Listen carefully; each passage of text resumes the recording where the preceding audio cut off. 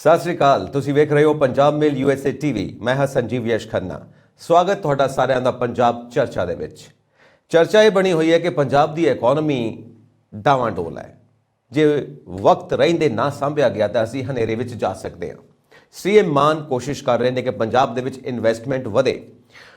German भी गए सी, कोई खास रिस्पॉन्स नहीं मिलिया क्योंकि उत्थों कोई कोलैबोरेटर्स नहीं मिले, कोई इन्वैसटर्स नहीं मिले। हुण मुंबई की गल हो रही है, देखो उत्थों कुछ मिलता कि नहीं मिलता। भारत दे विचों दूजियां स्टेट्स दे विचों इन्वैसटर्स आण जिहड़े पंजाब दे विच इन्वैसट करन, सो पंजाब दी इकॉनमी नूं सॉलिड बनाया जाए। ना पॉइंट इज दिस कि इन्वैसटर्स क्यों अपना पैसा लगाउणगे पंजाब दे विच, उन्हां नूं की फायदा है।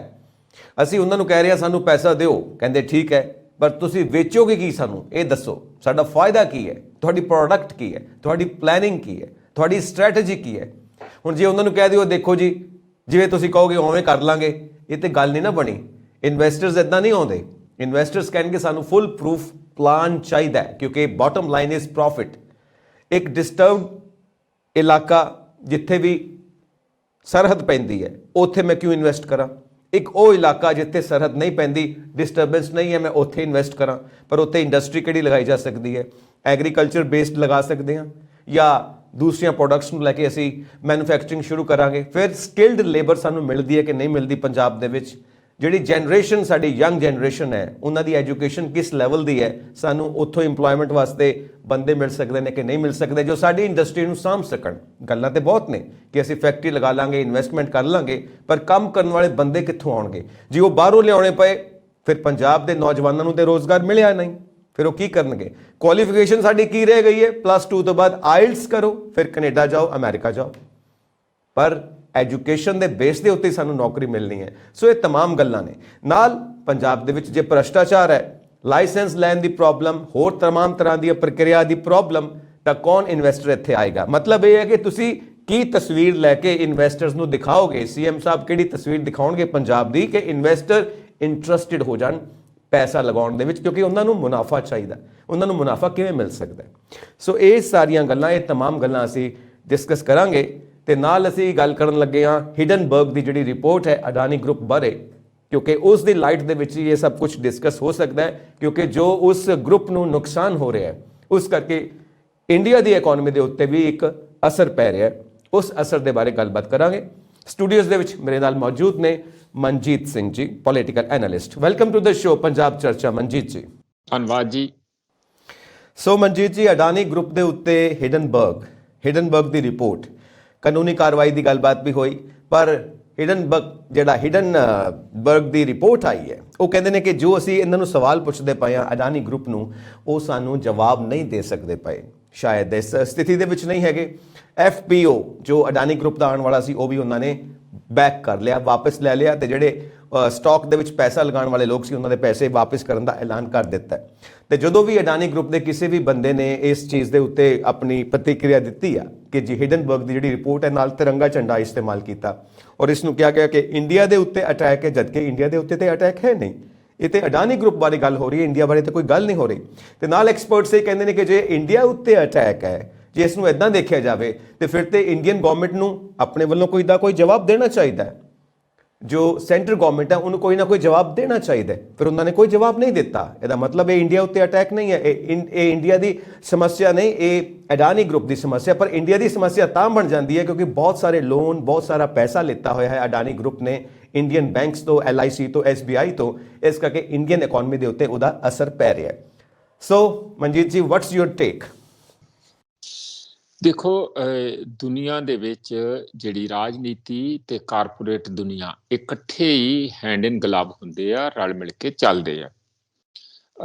ਪਿੱਛੇ ਜੇ ਜੋ ਰਾਜਨੀਤਿਕ ਅਲਾਈਨਮੈਂਟ ਹੋਈਆਂ, ਇੰਡੀਆ ਰੂਸ ਦੇ ਨਾਲ ਗਿਆ ਤੇ ਜਦ ਕਿ ਸਾਰਾ ਯੂਰਪ ਤੇ ਵੈਸਟ ਅਮਰੀਕਾ, ਕੈਨੇਡਾ ਉਹ ਯੂਕਰੇਨ ਦੇ ਨਾਲ ਖੜੇ ਆ, ਉੱਥੇ ਹਥਿਆਰ ਵੀ ਭੇਜ ਰਹੇ ਆ। ਉਦੋਂ ਤੱਕ ਹਥਿਆਰ ਭੇਜਦੇ ਰਹਿਣਗੇ ਜਦ ਤੱਕ ਆਖਰੀ ਬੰਦਾ ਯੂਕਰੇਨ 'ਚ ਬਚਦਾ। ਇਹ ਲੱਗ ਰਿਹਾ, ਹਟਦੇ ਹੀ ਨਹੀਂ ਹੈਗੇ ਜੋ ਹਾਲਾਤ ਕੀਤੇ ਆ ਜੀ। ਇੱਕ ਥੀਰੀ ਇਹ ਚੱਲ ਰਹੀ ਹੈ ਜਸ ਖੰਨਾ ਜੀ ਕਿ ਇਸ ਕਿਉਂਕਿ ਇੰਡੀਆ ਸਸਤਾ ਤੇਲ ਰੂਸ ਤੋਂ ਲੈ ਰਿਹਾ, ਉਹਨਾਂ ਨੂੰ ਇਸ ਹਾਲਾਤ ਦੇ ਵਿੱਚ ਉਹਨਾਂ ਨੂੰ ਸਾਹ ਦੇ ਰਿਹਾ, ਆਕਸੀਜਨ ਦੇ ਰਿਹਾ, ਇਸ ਲਈ ਇਹਨਾਂ ਦਾ ਪਹਿਲਾਂ ਥੋੜਾ ਜਿਹਾ ਗਲੇ ਨੂੰ ਹੱਥ ਪਾਓ। ਦੋ ਗੱਲਾਂ ਹੋਈਆਂ ਲੱਗਦੀਆਂ। ਇੱਕ ਤੇ BBC ਦੀ ਜਿਹੜੀ ਆਈ ਰਿਪੋਰਟ, ਇਹ ਰਿਪੋਰਟਾਂ ਤੇ ਪਹਿਲਾਂ ਹੀ ਹੁੰਦੀਆਂ। ਹਰ ਬੰਦਾ ਕਿਸੇ ਦੀ ਫਾਈਲ ਕੋਈ ਤਿਆਰ ਰੱਖਦਾ, ਉਹ ਬੰਬ ਉਸ ਵੇਲੇ ਛੱਡਣਾ ਹੁੰਦਾ ਜਦੋਂ ਐਨ ਉਹਨਾਂ ਨੂੰ ਲੋੜ ਪਏ। ਉਹਨਾਂ ਨੇ ਬਣੂ ਕੇ ਦੇਖੋ, ਐਨ ਜਦੋਂ 2024 ਦੀਆਂ ਚੋਣਾਂ ਆਈਆਂ ਜਾਂ ਹੁਣ ਇਹਨਾਂ ਨੂੰ ਅਤੀ ਸ਼ਾਂਤੀ ਦੀ ਤੇ ਬਾਹਰੋਂ ਮਹਿਮਾ ਦੀ ਲੋੜ ਸੀ, ਤੇ G20 ਦੀ ਇੱਥੇ ਇਨਵੀਟੇਸ਼ਨ ਦੇ ਵਿੱਚ ਮੋਦੀ ਜੀ ਨੇ ਐਨ ਅੱਡੀ ਚੋਟੀ ਦਾ ਜ਼ੋਰ ਲਾਇਆ ਸੀ, ਤੇ ਨਾਲ 2 ਬੰਬ ਡਿੱਗੇ ਆ।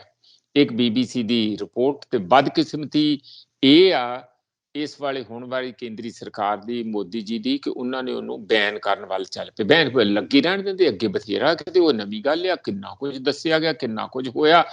ਇਹ ਅੱਜ ਦੀ ਗੱਲ ਨਵੀਂ ਤੇ ਹੈ ਨਹੀਂ, 20 ਸਾਲ ਪੁਰਾਣੀ ਗੱਲ ਆ। ਤਾਂ ਉਦੋਂ ਉਸ ਤੇ ਬੈਨ ਹੋਣ ਤੇ ਲੋਕਾਂ ਦੀ ਕਿਉਰਿਓਸਿਟੀ ਹੋਰ ਵਧੀ। ਪਠਾਨ ਦਾ ਵੀ ਇਸੇ ਤਰੀਕੇ ਨਾਲ ਜਿਹੜੀ ਫਿਲਮ ਆ, ਜ਼ਿਆਦਾ ਸੇਲ ਇਸੇ ਕਰਕੇ ਵਧੀ, ਪੈਸਾ ਹੋ ਗਿਆ, ਕਿਉਂਕਿ ਉਹਦੇ ਤੇ ਵੀ ਇਹੋ ਜਿਹੇ ਕਿੰਤੂ ਪਰੰਤੂ ਇੱਕ ਗਾਣੇ ਤੇ ਹੋਏ, ਤੇ ਉਹ ਇੰਨੇ ਵੇ ਲੋਕਾਂ ਦੀ ਕਿਉਰਿਓਸਿਟੀ ਵੱਧ ਗਈ। ਆ ਬੱਚੇ ਸਾਰੀ ਜਗ੍ਹਾ ਦੇਖ ਰਹੇ ਆ, ਐਨ ਸ਼ਰੇਆਮ ਖੜੇ ਹੋ ਕੇ ਗਲੀਆਂ ਬਾਜ਼ਾਰਾਂ 'ਚ, ਉਹ BBC ਵਾਲੀਆਂ ਦੇਖ ਰਹੇ। ਦੂਸਰਾ ਜਿਹੜਾ ਸੀ ਉਹ ਹਿੰਡਨਬਰਗ ਨੇ, ਹਿੰਡਨਬਰਗ ਹੈਗਾ, ਹਿਡਨ ਤੇ ਨਹੀਂ ਹੈਗਾ, ਹੁਣ ਤੇ ਓਪਨ ਹੀ ਹੈ। ਹਿੰਡਨਬਰਗ ਦੀ ਜਿਹੜੀ ਰਿਪੋਰਟ ਹੈਗੀ ਆ, ਉਹ ਛੋਟੀ ਜਿਹੀ ਰਿਪੋਰਟ ਆ, ਤੇ ਉਹਨਾਂ ਦਾ ਕੰਮ ਆਹੀ ਆ ਕਿ ਜਿੱਥੇ ਕਿ ਲੋੜ ਪਏ ਉੱਥੇ ਫਾਨਾ ਲਾ ਦਿਓ। ਫਾਨਾ ਲਾਤਾ ਅਡਾਨੀ ਨੂੰ, ਅਡਾਨੀ ਨੇ ਵੀ ਕੋਈ ਸਿਰੇ ਹੀ ਲਾਤੀ ਕਹਾਣੀ, ਸਾਰੇ ਪਾਸਿਓਂ ਅੱਤ ਚੁੱਕੀ ਸੀਗੀ। ਉਹਦੇ ਸ਼ੇਅਰ ਪਵਾ ਲਾ, ਉਹਦੇ ਸ਼ੇਅਰ ਪਵਾ ਲਾ, ਤੇ ਚਾਈਨਾ ਦੇ ਵੀ ਸ਼ੇਅਰ ਕਿਤੇ ਪਵਾ ਲਏ। ਹੁਣ ਉਹ ਜਦੋਂ ਚਾਈਨਾ ਦੇ, ਸਾਡਾ ਦੇਸ਼ ਨਾਲ ਨਹੀਂ ਖੜ ਰਿਹਾ, ਤੁਸੀਂ ਉਹਦੇ ਸ਼ੇਅਰ ਪਵਾਉਣੇ ਆ, ਤੇ ਚਾਈਨਾ ਦਾ ਵੈਸਟ ਦੇ ਨਾਲ ਦੂਜੇ ਪਾਸੇ ਕਿੰਨਾ ਵੱਡਾ ਪੇਚਾ, ਇੱਕ ਸੁਪਰ ਪਾਵਰ ਬਣਨ ਦੇ ਸੁਪਨੇ ਲੈ ਰਿਹਾ, ਤੇ ਕੁਦਰਤੀ ਆ ਉਹਨਾਂ ਨੇ ਕਿਹਾ ਪਹਿਲਾਂ ਇਹਦੀ ਹਵਾ ਕੱਢੋ, ਮੜ ਜਾ ਪੰਚਰ ਕਰਤਾ ਗਵਾਰਾ ਅਡਾਨੀ ਦਾ। ਇਹ ਤੇ ਹੈਗੀ ਪੋਲਿਟਿਕਸ ਤੇ ਇਕੋਨਮੀ, ਪਰ ਇਹਦਾ ਮਤਲਬ ਇਹ ਵੀ ਨਹੀਂ ਕਿ ਹੁਣ ਵਾਲੀਆਂ ਜਿਹੜੀ ਸਰਕਾਰ ਆ, ਕੇਂਦਰੀ ਸਰਕਾਰ, ਉਹ ਆਊਟ ਆਫ ਦਾ ਵੇ ਜਾ ਕੇ ਅਡਾਨੀ ਨੂੰ ਸਪੋਰਟ ਨਹੀਂ ਸੀ ਕਰ ਰਹੀ। ਇਹ ਤੇ ਸਾਰਿਆਂ ਦੇ ਸਾਹਮਣੇ ਆ ਸਾਰਾ ਕੁਝ। ਫਾਰ ਇੰਸਟੈਂਸ, ਮੈਂ ਹੁਣੇ ਇੱਕ ਰਿਪੋਰਟ ਤੁਹਾਡੇ ਇਸ ਪ੍ਰੋਗਰਾਮ ਤੋਂ ਪਹਿਲਾਂ ਦੇਖ ਰਿਹਾ ਸੀ ਕਿ ਕਿਵੇਂ ਇੱਕੋ ਬਿੱਡ ਦੇ ਵਿੱਚ 6 ਏਅਰਪੋਰਟ ਅਡਾਨੀ ਨੂੰ ਇਸ ਕਰਕੇ ਦੇ ਦਿੱਤੇ, ਔਰ ਉਹ ਵੀ ਜਿਹੜੀ ਕਿ 30 ਸਾਲ ਦੀ ਲੀਜ਼ ਹੁੰਦੀ ਸੀ, 50 ਸਾਲ ਤੱਕ ਦਿੱਤੇ। ਪਹਿਲਾਂ ਉਹਨਾਂ ਕੋਲੋਂ ਹੁੰਦਾ ਸੀਗਾ ਰੈਵਨਿਊ ਪ੍ਰਪੋਰਸ਼ਨ ਦੇ ਵਿੱਚ, ਹੁਣ ਉਹਨਾਂ ਨੇ ਪਰ ਪਰਸਨ ਜਿੰਨੇ ਪੈਸੰਜਰ ਹੋਣਗੇ ਫਿਕਸ ਕਰ ਦਿੱਤਾ, ਕਿ ਬਾਕੀ ਵੱਧ ਜਿਸ ਤਰੀਕੇ ਨਾਲ ਮਰਜ਼ੀ ਤੁਸੀਂ ਕਰੀ ਚੱਲੋ, ਰੱਖੋ ਨਾ ਰੱਖੋ, ਉਸ ਕਿਸਮ ਦਾ। ਤੇ ਇਸੇ ਤਰੀਕੇ ਨਾਲ 2 ਤੋਂ ਵੱਧ ਕੋਈ ਇੱਕ ਬੰਦਾ ਏਅਰਪੋਰਟ ਨਹੀਂ ਸੀ ਲੈ ਸਕਦਾ। ਇਹਨੂੰ ਕਿਹਾ ਤੂੰ ਚੱਕ 6, ਕਿਉਂਕਿ ਉਹ ਪੁਰਾਣੀ ਗੱਲ ਆ। ਜਾਣੀ ਹੁਣ ਵਾਲੀ ਸਰਕਾਰ ਵੀ ਸਾਰੇ ਪਾਸਿਓਂ ਹਰ ਜਿਹੜੀ ਰਿਸਟ੍ਰਿਕਸ਼ਨ ਸੀ ਉਹਨੂੰ ਦੂਰ ਕਰਕੇ, ਹਰ ਹੱਥ ਕੰਡਾ ਵਰਤ ਕੇ, ਹਰ ਅਸੂਲ ਨੂੰ ਸਿੱਕੇ ਟੰਗ ਕੇ, ਬਾਕੀ ਦਿਆਂ ਨਾਲੋਂ ਅੱਗੇ ਇਸ ਅਡਾਨੀ ਨੂੰ ਠੇਕੇ ਦਿੱਤੇ, ਕਿਉਂਕਿ ਉਹ ਗੁਜਰਾਤੀ ਵੀ ਆ, ਕਿਉਂਕਿ ਉਹ ਸਰਕਾਰੀ ਦਰਬਾਰੇ ਇੱਕ ਕੌਨਫੀਡੈਂਸ਼ੀਅਲ ਵੀ ਆ, ਜਿਹਨੂੰ ਕਹਿੰਦੇ ਕਰੋਨੀ ਕੈਪੀਟਲਿਜ਼ਮ, ਯਾਨੀ ਲੰਗੋਟੀ ਦੇ ਯਾਰਾਂ ਦਾ ਸਰਮਾਇਆ ਤੇ ਲੰਗੋਟੀ ਦੇ ਯਾਰੋਂ ਦਾ ਕਾਰੋਬਾਰ। ਕਿਹਦਾ ਯਾਰ? ਅਡਾਨੀ। ਇਹਦਾ ਯਾਰ ਜਾਣੀ ਮੋਦੀ ਜੀ ਦਾ, ਜਾਣੀ ਰਾਜਨੀਤਿਕ ਲੋਕਾਂ ਦਾ। ਹੁਣ ਜਦੋਂ ਇਹ ਚੱਲਿਆ ਆ, ਤੇ ਕੁਦਰਤੀ ਹੈ ਕਿ ਜਿਹੜਾ ਸਾਰੇ ਵਾਬਰੋਲਾ ਦੇਸ਼ ਦੇ ਵਿੱਚ ਚੱਲਿਆ ਪਿਆ, 2 ਨੰਬਰ ਆ ਫਲਾਨਾ ਆ, ਉਹ ਵੀ ਇੱਕ ਹੱਦ ਤੱਕ ਬਾਕੀ ਵੀ ਕਰ ਰਹੇ ਆ। ਬਾਕੀ ਦਿਆਂ ਦੇ ਵੀ ਜੇ ਹਿੰਡਨਬਰਗ ਨੇ 4 ਰਿਪੋਰਟਾਂ ਹੋਰ ਕੱਢਤੀਆਂ ਤੇ ਹੋਰ ਥੱਲੇ ਡਿੱਗੂਗਾ। ਤੇ ਉਹ ਸਭ ਤੋਂ ਵੱਧ ਤੇ ਖਲਾਰਾ ਉਦੋਂ ਪੈ ਗਿਆ ਜਿਹੜੀਆਂ 20,000 ਕਰੋੜ ਰੁਪਏ ਦੀਆਂ FPO ਸੀਗੀਆਂ, ਉਹ ਉਹਨਾਂ ਨੇ ਕਿਹਾ ਵੀ ਮੈਂ ਪੈਸਾ ਵਾਪਸ ਕਰ ਦੇਣਾ, ਕਿਉਂਕਿ ਲੋਕਾਂ ਨੂੰ ਭਰੋਸਾ ਹੀ ਨਹੀਂ ਰਿਹਾ। ਉਹਦੇ ਨਾਲ ਲੱਗਾ ਵੀ ਯਾਰ ਸ਼ੱਕ ਦੀ ਗੱਲ ਤੇ ਹੈ, ਕਿਹੜਾ ਪੈਸਾ ਆਪਣੇ ਕੋਲ ਆਇਆ ਦਿੰਦਾ ਆ, ਇਹਦਾ ਮਤਲਬ ਇਹ ਹੈ ਕਿ ਗੱਲ ਦਾਲ ਦੇ ਵਿੱਚ ਕੋਈ ਕਾਲਾ ਹੈਗਾ। ਇਸ ਕਿਸਮ ਦਾ ਐਟਮੋਸਫੀਅਰ ਜਦੋਂ ਦੇਸ਼ ਦੇ ਵਿੱਚ ਹੀ ਹੋ ਜਾਏ, ਇਹਦੇ 'ਚ ਮੈਂ ਰੇ ਆਫ ਹੋਪ ਕਹਿਣਾ। ਚੰਗੀ ਗੱਲ ਇਹ ਹੈਗੀ ਹੈ ਕਿ ਸਾਡੇ ਜਨਰਲ ਬੰਬੇ ਐਕਸਚੇਂਜ ਜਿਹੜੀ ਹੈ, Bombay stocks, BSE Bombay stock exchange, ਜਾਂ ਨਿਫਟੀ ਹੈ, ਜਾਂ ਹੋਰ ਜਿੱਥੇ ਸ਼ੇਅਰ ਮਾਰਕੀਟ ਤੁਹਾਡੀ ਇਕੋਨਮੀ ਦਾ ਬੈਰੋਮੀਟਰ ਕਹਿ ਲਓ ਤੁਸੀਂ, ਉੱਪਰ ਥੱਲੇ ਕਿਵੇਂ ਜਾਂਦਾ ਹੈ ਨਾ, ਉਸ ਦਾ ਜੇ ਦੇਖੋ ਤੇ ਉਹ ਕਾਫੀ ਸਟੇਬਲ ਹੈ, ਜਾਂ ਥੋੜਾ ਬਹੁਤ ਪੋਜ਼ਿਟਿਵ ਹੀ ਜਾ ਰਿਹਾ, ਕੁਝ ਇੰਜ ਨਹੀਂ ਕਿ ਰੁਲ ਗਿਆ। ਇਹਦਾ ਮਤਲਬ ਇਹ ਹੈ ਕਿ ਜਿੰਨਾ ਮਰਜ਼ੀ ਵੀ ਤਕੜਾ ਅਡਾਨੀ ਹੋਵੇ, ਨੰਬਰ 1 ਹੋਵੇ, ਉਹ ਆਪ ਤੇ ਤਿਲਕਦਾ ਜਿਸ ਤਰ੍ਹਾਂ ਪਹਾੜਾਂ ਤੋਂ ਕੋਈ ਪੱਥਰ ਰਿੜਦਾ 20 ਨੰਬਰ ਤੇ ਜਾ ਪਹੁੰਚਾ, 2 ਨੰਬਰ ਤੋਂ, ਹੈ ਨਾ, ਸਿੱਧਾ ਹੀ 10 ਗੁਣਾ ਥੱਲੇ। ਤੇ ਹੁਣ ਉੱਥੇ ਟਿਕਿਆ ਰਵੇ, ਪਤਾ ਨਹੀਂ 30 40 50 ਕਿਤੇ ਉੱਥੇ ਨਾ। ਦੁਨੀਆ ਦੇ ਸਭ ਤੋਂ ਅਮੀਰ ਬੰਦਿਆਂ 'ਚ ਜਿਹੜਾ ਨਾਂ ਸੀ, ਮੈਂ ਉਹਦੀ ਗੱਲ ਕਰ ਰਿਹਾ, ਕਿ ਉਹ 2 ਨੰਬਰ ਤੇ ਸੀ ਤੇ 20ਵੇਂ ਤੇ ਪਹੁੰਚ ਚੁੱਕਿਆ। ਹੁਣ ਅੱਜ ਸਟਾਕ ਐਕਸਚੇਂਜ ਬੰਦ ਆ, ਕੱਲ ਵੀ ਮੈਂ ਦੇਖ ਰਿਹਾ ਸੀਗਾ ਉਹ ਵੀ ਬੰਦ ਸੀਗੀ। ਸੋਮਵਾਰ ਨੂੰ ਖੁੱਲੂਗੀ, ਕਿਹੋ ਜੀ ਖੁੱਲਦੀ ਹੈ, ਜੇ ਚੰਗੀ ਕਿਸਮਤ ਹੋਊ ਤੇ ਸ਼ਾਇਦ ਥੋੜੇ ਜਿਹੇ ਠੀਕ ਠਾਕ ਰਹਿ ਜੇ। ਪਰ 50% ਤੇ ਲਾਸ ਹੋ ਹੀ ਚੁੱਕਾ ਆਲਰੇਡੀ। 7-8 ਕੰਪਨੀਆਂ ਹੈਗੀਆਂ ਤੇ ਬੜਾ ਰੁਲ ਗਿਆ ਕੰਮ। ਇਹਦਾ ਅਸਰ ਪੰਜਾਬ ਤੇ ਦੇਸ਼ ਤੇ ਵਿਦੇਸ਼ਾਂ ਤੇ ਵੀ। ਇਹ ਨਾ ਹੋਵੇ ਕਿ ਜਿੰਨਾ ਬਾਹਰਲੀਆਂ ਦੇਸ਼ਾਂ ਨੇ ਇਹਦੀਆਂ ਕੰਪਨੀਆਂ 'ਚ ਪੈਸਾ ਲਾਇਆ ਉਹ ਭੱਜੋ ਓਏ ਲਾਲਾ ਹੋ ਗਈ ਓਏ ਰੁਲ ਗਏ ਓਏ ਰੁਲ ਗਏ। ਮੈਂ ਤੁਹਾਨੂੰ ਨਿੱਕੀ ਗੱਲ ਸੁਣਾਉਣਾ। ਇੱਕ ਵਾਰੀ ਕੋਈ ਯੂਰਪ ਦੇ ਵਿੱਚ ਬਹੁਤ ਤਕੜੀ ਬੈਂਕ ਸੀਗੀ, ਮੈਨੂੰ ਵੇਗ ਜੀ ਸਟੋਰੀ ਆ, ਮੇਰੇ ਫਾਦਰ ਨੇ ਲਾ ਨੇ ਦੱਸੀ ਸੀਗੀ। ਤੇ ਉਹ ਬੈਂਕ ਬੜੀ ਸਟਰੋਂਗ ਸੀਗੀ। ਖਬਰ ਲਵਾਤੀ ਗਈ ਕਿ ਬੈਂਕ ਡੁੱਬਣ ਵਾਲੀ ਆ। ਬੈਂਕ ਨੇ ਜਿੰਨੇ ਲੋਕਾਂ ਨੂੰ ਪ੍ਰੋਮਿਸ ਕੀਤੇ ਪੈਸੇ ਉਹਨਾਂ ਕੋਲ ਹੈ ਨਹੀਂ ਜਿੰਨੇ ਉਹ ਦੱਸ ਰਹੇ ਆ ਜੀ। ਰੌਲਾ ਪੈ ਗਿਆ, ਲੋਕਾਂ ਨੇ ਪੈਸੇ ਕਢਾਉਣੇ ਸ਼ੁਰੂ ਕਰਤੇ। ਜਦੋਂ ਵੱਡੇ ਪੱਧਰ ਤੇ ਪੈਸੇ ਕਢਾਤੇ ਬੈਂਕ ਡੁੱਬ ਗਈ। ਇਹ ਜਿਹੜਾ ਰੌਲਾ ਜਦੋਂ ਪੈ ਗਿਆ ਨਾ ਵੀ ਇਹ ਅਡਾਨੀ ਲੱਗਾ ਡੁੱਬਣ, ਉਹ ਅਡਾਨੀ ਤੇ ਵੈਸੇ ਭਾਵੇਂ ਬਚੇ ਹੀ ਜਾਏ, ਜਿਹੜਾ ਰੌਲਾ ਰੱਪਾ ਡਰ ਆ ਕਿ ਮੇਰਾ ਪੈਸਾ ਨਾ ਮਰ ਜੇ, ਤੂੰ ਵੀ ਕੱਢ ਲਾ। ਲੋਕ ਸਟੇਟ ਬੈਂਕ ਆਫ ਇੰਡੀਆ ਚੋਂ ਪੈਸਾ ਕੱਢ ਕੇ ਘਰ ਰੱਖਣ ਨੂੰ ਘੜੇ 'ਚ ਪਾ ਕੇ ਤਿਆਰ ਬੈਠੇ ਆ ਕਿ ਕੋਈ ਕਮਾਈ ਆਪਣੀ ਜ਼ਿੰਦਗੀ ਭਰ ਦੀ ਕਮਾਈ ਡੁਬਾਉਣਾ ਨਹੀਂ ਚਾਹੁੰਦਾ। ਕਿਉਂ ਬੈਠੇ ਆ? ਉਹਨਾਂ ਨੂੰ ਹੈ ਕਿ SBI ਨੇ ਤੇ LIC ਨੇ ਬਹੁਤ ਸਾਰੇ ਪੈਸੇ ਇਹਦੇ ਲਾਏ ਹੋਏ ਆ, ਸ਼ੇਅਰ ਖਰੀਦੇ ਹੋਏ ਆ। ਕਿਹਨੂੰ ਐਡਵਾਂਸ ਬਹੁਤ ਵੱਡੇ ਪੱਧਰ ਤੇ ਲੋਨ ਅਡਾਨੀ ਨੂੰ ਦਿੱਤਾ ਤੇ ਉਹਨਾਂ ਨੂੰ ਇਹ ਲੱਗਦਾ ਆ ਕਿ ਆਪਾਂ ਵੇਲੇ ਸਿਰ ਪੈਸੇ ਕਢਾ ਲਈਏ, ਕੱਲ ਨੂੰ ਇਹ ਨਾ ਹੋਵੇ ਉਹ 10% ਵਾਲਾ ਕਿ ਤੁਸੀਂ 10% ਤੁਹਾਨੂੰ ਪੈਸੇ ਮੋੜ ਦੇਣਗੇ, 90% ਅਜੇ ਫਿਰ ਠਹਿਰ ਕੇ ਦੇਖਾਂਗੇ, ਮਾਰ ਹੀ ਲੈਵੇ। ਸਰਕਾਰ ਨੂੰ ਉਹ ਕਾਨੂੰਨ ਹੈਗਾ ਕਿ ਉਹ ਜੇ ਲੋੜ ਪਵੇ ਤੇ ਐਮਰਜੈਂਸੀ ਇਹੋ ਜਿਹਾ ਠੁੰਮਣਾ ਦੇਣ ਲਈ ਇਕਨੋਮੀ ਨੂੰ ਸਾਰੇ ਪੈਸੇ ਤੁਹਾਡੇ ਦੱਬ ਵੀ ਸਕਦੀ ਹੈ। ਜਿਵੇਂ ਕੋਈ ਪ੍ਰਾਈਵੇਟ ਦੱਬਦੇ, ਸਰਕਾਰਾਂ ਵੀ ਦੱਬ ਸਕਦੀਆਂ। ਇਸ ਗੱਲ ਦਾ ਵੀ ਡਰ, ਇੱਥੇ ਤੱਕ ਡਰ ਦੇ ਵਿੱਚ ਕਈ ਕੁਝ ਨੁਕਸਾਨ ਅਡਾਨੀ ਦਾ ਵੀ ਹੋ ਸਕਦਾ। ਹਾਲਾਂਕਿ ਐਡੀ ਸਾਡੇ, ਮੈਂ ਸਰੋਤਿਆਂ ਨੂੰ ਦੱਸਣਾ ਚਾਹੁੰਦਾ ਕਿ ਅਜੇ ਕੋਈ ਐਡੀ ਉਸ ਕਿਸਮ ਦੀ SOS ਵਾਲੀ ਗੱਲ ਨਹੀਂ ਹੈ ਕਿ ਬਹੁਤ ਹੀ ਆਪਾਤਕਾਲੀਨ ਹਾਲਾਤ ਪਹੁੰਚ ਜਾਏ। ਪਰ ਨਿੱਜੀ ਤੌਰ ਤੇ ਜੋ ਠਿੱਬੀ ਲੱਗੀ ਆ ਸ਼ੇਅਰ ਮਾਰਕੀਟ ਜਾਂ ਅਰਥ ਵਿਵਸਥਾ ਦੀ ਦੁਨੀਆ 'ਚ, ਕਾਰਪੋਰੇਟ ਦੀ ਦੁਨੀਆ 'ਚ ਅਡਾਨੀ ਨੂੰ, ਉਹ ਇਤਿਹਾਸਿਕ ਆ। ਸ਼ਾਇਦ ਅਜੇ ਹੋਰ ਵੀ ਇਹਦਾ ਜਿਸ ਤਰ੍ਹਾਂ ਥੱਲੇ ਰਿੜਦਿਆਂ ਸਟੇਟਸ ਥੱਲੇ ਚਲੇ ਜਾਏ ਤੇ ਉਹਦਾ ਅਸਰ ਕਿੰਨਾ ਮਰਜ਼ੀ CM ਭਗਵੰਤ ਮਾਨ ਬੰਬੇ ਚਲੇ ਜਾਣ ਜਾਂ ਉਹ ਹੈਦਰਾਬਾਦ ਜਾ ਰਹੇ, ਇੱਧਰ ਜਾ ਰਹੇ, ਚਲੋ ਜਾਣਾ ਹੀ ਚਾਹੀਦਾ। ਹੁਣ 36 ਟੀਚਰ ਵੀ ਚਲੇ ਗਏ ਸਿੰਗਾਪੁਰ, 4-5 ਦਿਨ ਇੱਧਰ ਉੱਧਰ ਥੋੜਾ ਘੁੰਮ ਫਿਰ ਕੇ ਆਉਣਗੇ, ਨਵੇਂ ਬੰਦਿਆਂ ਨੂੰ ਮਿਲਣਗੇ, ਹਵਾ ਤਾਜ਼ਾ ਹੁੰਦੀ ਹੈ, ਫਿਰ ਆ ਕੇ ਕੰਮ 'ਚ ਮਨ ਲੱਗਦਾ। ਬਾਕੀ ਉੱਥੇ ਟ੍ਰੇਨਿੰਗ ਤੇ ਚਲੋ ਜੇ ਹੋ ਜੂ ਤੇ ਵਧੀਆ ਗੱਲ ਆ। ਆਪਣੀਆਂ ਮੁਸੀਬਤਾਂ, ਭਾਵੇਂ ਉਹ ਇਕਨੋਮਿਕਸ ਆ। ਇਹਦੋਂ ਪਹਿਲਾਂ ਕਿ ਮੈਂ ਤੁਹਾਡਾ ਸਵਾਲ ਲਵਾਂ, ਮੈਂ ਇਹੀ ਕਹਿਣਾ ਚਾਹੁੰਦਾ ਕਿ ਭਾਵੇਂ ਉਹ ਇਕਨੋਮਿਕਸ ਆ, ਭਾਵੇਂ ਸਮਾਜ ਆ, ਭਾਵੇਂ ਤੁਹਾਡਾ ਹੋਰ ਤੁਸੀਂ ਕੋਈ ਵੀ ਵਿਕਾਸ ਕਰਨਾ, ਸਮਾਜਿਕ ਕਰਨਾ, ਆਰਥਿਕ ਕਰਨਾ, ਕੋਈ ਰਾਜਨੀਤਿਕ ਤਬਦੀਲੀਆਂ ਕਰਨੀਆਂ, ਤੁਸੀਂ ਆਪਣੀ ਧਰਾਤਲ ਤੇ ਖੇਡ ਖੇਡਣੀ ਆ। ਤੁਹਾਡੀਆਂ ਆਪਣੀਆਂ ਕੁਝ ਸਟਰੈਂਥ ਹੈਗੀਆਂ ਆ, ਕੁਝ ਤੁਹਾਡੀ ਜਾਣੀ ਮਤਲਬ ਤੁਹਾਡੀਆਂ ਪੋਜ਼ਿਟਿਵ ਚੀਜ਼ਾਂ ਹੈਗੀਆਂ, ਕੁਝ ਤੁਹਾਡੀਆਂ ਲਿਮਿਟੇਸ਼ਨਸ ਹੈਗੀਆਂ। ਉਹ ਕੋਈ ਜਨਰਲ ਪ੍ਰਿੰਸੀਪਲ ਦੁਨੀਆ ਦੇ ਥੋੜੀ ਬਣਿਆ ਕਿ ਇੰਜ ਤੁਸੀਂ ਕਰ ਲਓ 2+2 ਤੇ 4 ਹੋ ਜਾਣਗੇ। ਇਸ ਤਰ੍ਹਾਂ ਨਹੀਂ ਹੈਗਾ। ਸਾਨੂੰ ਆਪਣੀਆਂ ਹੀ ਮਜਬੂਰੀਆਂ 'ਚ ਤੇ ਆਪਣੀ ਜਿਹੜੀ ਸਟਰੈਂਥ ਉਹ 'ਚੋਂ ਸਿੱਖ ਕੇ ਆਪਣੀ ਇਕਨੋਮੀ ਨੂੰ ਰੀਆਰਗੇਨਾਈਜ਼ ਕਰਨਾ ਪਊਗਾ। ਹਾਂਜੀ, ਬਿਲਕੁਲ ਠੀਕ ਕਹਿ ਰਹੇ ਹੋ। ਜਦੋਂ ਸਨ 2014 ਦੇ ਵਿੱਚ ਕਾਂਗਰਸ ਹਾਰੀ ਤੇ BJP ਜਿੱਤੀ ਤੇ ਕਾਂਗਰਸ ਨੂੰ ਬੜੀ ਕਰਾਰੀ ਮਾਰ ਪਈ ਤੇ ਬਹੁਤ ਘੱਟ ਸੀਟਾਂ ਆਈਆਂ ਤੇ ਇੱਕ ਟਰਮੀਨੋਲੋਜੀ ਚੱਲ ਪਈ। ਅਕਸਰ ਇੱਕ ਗੱਲ ਬੋਲੀ ਜਾਂਦੀ ਸੀ ਜਦੋਂ ਕੋਈ ਬੰਦਾ ਹਾਰ ਜਾਂਦਾ ਸੀ ਨਾ, I am feeling like Congress. So ਇਸੇ ਤਰ੍ਹਾਂ ਹੀ ਜੋ ਅੱਜ ਟਰਮੀਨੋਲੋਜੀ ਚੱਲਦੀ ਪਈ ਹੈ, ਹਿੰਡਨਬਰਗ ਨੂੰ ਹਿਡਨਬਰਗ ਹੀ ਕਹਿੰਦੇ ਪਏ ਨੇ ਕਿ ਇਹਨੇ ਕੋਈ ਹਿਡਨ ਰਿਪੋਰਟ ਕੱਢ ਕੇ ਦਿੱਤੀ ਹੈ। ਠੀਕ ਹੈ ਕਿ ਹਿਡਨਬਰਗ ਨੂੰ ਹਿੰਡਨਬਰਗ ਬਣ ਜਾਣਾ ਚਾਹੀਦਾ, ਬਟ ਜੋ ਟਰਮੀਨੋਲੋਜੀ ਪਪੂਲਰ ਹੈ ਨਾ, ਉਹ ਇੱਕ ਮਜ਼ਾਹੀਆ ਤਰੀਕੇ ਨਾਲ ਉਹਨੂੰ ਹਿਡਨਬਰਗ ਹੀ ਕਹਿੰਦੇ ਪਏ ਨੇ। ਸੋ ਆਪਾਂ ਅੱਗੇ ਵਧਦੇ ਹਾਂ। ਪੰਜਾਬ ਦੇ ਵਿੱਚ ਇਨਵੈਸਟਮੈਂਟ ਦੀ ਗੱਲ, ਹਾਂਜੀ ਹਾਂ ਬਿਲਕੁਲ ਜਸ ਖੰਨਾ ਜੀ। ਇਸ ਤਰ੍ਹਾਂ ਦੇਖੋ, ਮੈਂ ਕਿਉਂ ਇਸ ਪਾਸੇ ਥੋੜੀ ਬੀਨ ਵਜਾਉਣੀ ਸ਼ੁਰੂ ਕੀਤੀ ਕਿ ਸਾਨੂੰ ਆਪਣੇ ਧਰਾਤਲ ਤੇ ਆਪ ਆਪਣੀਆਂ ਮੁਸੀਬਤਾਂ ਦਾ ਆਪ ਹੱਲ ਲੱਭਣਾ ਪਊ। ਉਹੀ ਪੁਖਤਾ ਹੋਊ, ਉਹੀ ਸਸਟੇਨੇਬਲ ਹੋਊਗਾ। ਹੁਣ ਸਾਡੀ ਸਟਰੈਂਥ ਕੀ ਹੈਗੀ ਆ? ਸਾਡਾ ਜਲਵਾਯੂ ਬਹੁਤ ਸੋਹਣਾ, ਸਾਡਾ ਇਨਫਰਾਸਟਰਕਚਰ ਬਹੁਤ ਤਕੜਾ, ਸਾਡੇ ਕੋਲ ਸੜਕਾਂ ਬਹੁਤ ਸੋਹਣੀਆਂ, ਸਾਡੇ ਪਿੰਡ ਵੀ ਰਿਲੇਟਿਵਲੀ ਮਜ਼ਬੂਤ ਹੈਗੇ ਆ। ਰਿਲੇਟਿਵਲੀ ਮਤਲਬ ਬਾਕੀ ਮੱਧ ਪ੍ਰਦੇਸ਼, UP ਹੋਰਨਾਂ ਜਗ੍ਹਾ ਨਾਲੋਂ, ਰਾਜਸਥਾਨ ਦੇ ਪਛੜੇ ਏਰੀਏ ਨਾਲੋਂ, ਉੜੀਸਾ ਦੇ ਪਛੜੇ ਏਰੀਏ ਨਾਲੋਂ, ਜਾਂ ਜਿਹੜੇ ਵੀ ਏਰੀਏ ਹੈਗੇ, ਅਸੀਂ ਕਾਫੀ ਹੱਦ ਤੱਕ ਪੜ੍ਹੇ ਲਿਖੇ ਵੀ ਜਿੰਨੀ ਕੁ ਲੋੜ, ਹਾਲਾਂਕਿ ਜਿੰਨਾ ਚਾਹੀਦਾ ਸੀ ਉਹਨਾਂ ਨਹੀਂ ਹੈ, ਪਰ ਠੀਕ ਠਾਕ ਹੈਗੇ। ਇਹ ਸਾਡੀ ਸਟਰੈਂਥ ਹੈਗੀ ਹੈ। ਕਮਿਊਨੀਕੇਸ਼ਨ ਸਿਸਟਮ ਆ, ਫੋਨ ਫਾਨ ਜਾਂ ਲੈਪਟਾਪ ਜੇ IT ਸਾਰਾ ਅਸੀਂ ਠੀਕ ਠਾਕ ਹੈਂਡਲ ਕਰ ਸਕਦੇ ਹਾਂ, ਭਾਵੇਂ ਅਸੀਂ ਬਹੁਤ ਐਫੀਸ਼ੀਐਂਟ ਨਾ ਹੋਈਏ। ਪੰਜਾਬ ਐਜ਼ ਏ ਹੋਲ ਤੁਸੀਂ ਦੇਖੋ, ਰੋਜ਼ ਵੀਡੀਓ ਪੈਂਦੀਆਂ, ਰੋਜ਼ ਸੋਸ਼ਲ ਮੀਡੀਆ ਹਾਲਾ ਲਾਲਾ, ਹਰ ਬੰਦਾ ਇੱਥੇ ਫੋਟੋਗ੍ਰਾਫਰ ਬਣਿਆ, ਹਰ ਬੰਦਾ ਮੂਵੀ ਮੈਨ ਬਣਿਆ, ਫਿਲਮ ਮੇਕਰ ਬਣਿਆ। ਇਹ ਇੱਕ ਛੋਟਾ ਜਿਹਾ ਸੂਬਾ, ਉਹਦੇ 'ਚ ਬਹੁਤ ਸਾਰੀਆਂ ਕਈ ਕਿਸਮ ਦੀਆਂ ਜਿਹੜੀਆਂ ਸਾਡੀ ਤਾਕਤ ਹੈਗੀ ਆ, ਜਿਹਨੂੰ ਸਟਰੈਂਥ ਕਹਿੰਦੇ ਆ, ਕਰਨ ਲਈ ਸਾਡੀ ਦੀ ਕਪੈਸਿਟੀ ਹੈਗੀ। ਇਸੇ ਤਰੀਕੇ ਨਾਲ ਸਾਡੇ ਬੰਦੇ ਹਿੰਮਤੀ ਹੈਗੇ, ਉਹਦੇ ਤੇ ਵੀ ਸਾਨੂੰ ਥੋੜਾ ਸੋਚਣਾ ਚਾਹੀਦਾ ਔਰ ਉਹਦੇ ਢੰਗ ਨਾਲ ਪਲੈਨਿੰਗ ਕਰਨਾ ਚਾਹੀਦਾ। ਇਨੀਸ਼ੀਏਟਿਵ ਵਾਲੇ ਹੈਗੇ ਆ, ਹਿੰਮਤੀ ਹੈਗੇ ਆ, ਔਰ ਕਿਸੇ ਵੀ ਕੰਮ ਨੂੰ ਜੇ ਦੇ ਦੋ ਤੇ ਸਿਰੇ ਲਾਉਣ ਵਾਲੇ। ਇਹ ਤੇ ਹੋ ਗਈ ਸਾਡੀ। ਰਹੀ ਗੱਲ ਜਿਹੜੀਆਂ ਸਾਡੀਆਂ ਨੈਗੇਟਿਵ ਗੱਲਾਂ, ਉਹ ਤੁਸੀਂ ਦੱਸੀਆਂ ਹੀ ਹੈਗੀਆਂ, ਉਹ ਤੇ ਹੈ ਹੀ ਹੈ ਆ।